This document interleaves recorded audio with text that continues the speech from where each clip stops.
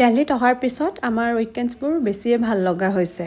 কাৰণ সপ্তাহটোৰ 5 দিন মানুহজন অফিচলৈকে যায় আৰু আইৰা আৰু মোৰ সপ্তাহটোৰ 5 দিন সদায় সেম ৰুটিন আৰু আমি দুটাই শনিবাৰ আৰু ৰবিবাৰৰ কাৰণে ৰখি থাকোঁ কেতিয়া আহিব আৰু কেতিয়া আমি দুটা ফুৰিব যাম কাৰণ আমি দুটাই ফুৰি বিৰাট ভাল পাওঁ আৰু মানুহজনটো আৰু ক'বই নালাগে আৰু আজি হ'ল ৰবিবাৰ মই গোটেই ঘৰ চৰ চাফা কৰি লৈছোঁ ৰাতিপুৱা উঠি পেলাই গা পা ধুই এতিয়া ভাত খাই আছোঁ আইৰাকো মই ধুনীয়াকৈ লাঞ্চ কৰাই ল'লোঁ আৰু এতিয়া অকণমান ৰেডি হৈছোঁ ওলাই যাম বুলি ফাৰ্ষ্ট আমি আহিলোঁ টাটা মটৰ্ছত কিবা এটা কথা পাতিব আছিলে পাতি ল'লোঁ আৰু জলদি ক'ম আপোনালোকক কামটো এতিয়ালৈকে হোৱা নাই যিহেতু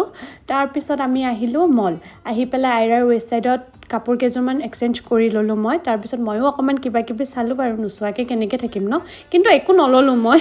কাৰণ ৰিচেণ্টলি ঈদৰ টাইমত বহুত বজাৰ কৰা হৈছে অলৰেডি তাৰপিছত আমি চিঙৰা খাব আহিছিলোঁ আৰু ইমান টেষ্টি আছিলে নহয় খাই লৈ পেলাই ঘৰলৈ আহিলোঁ আজিলৈ ইমানেই আছিলে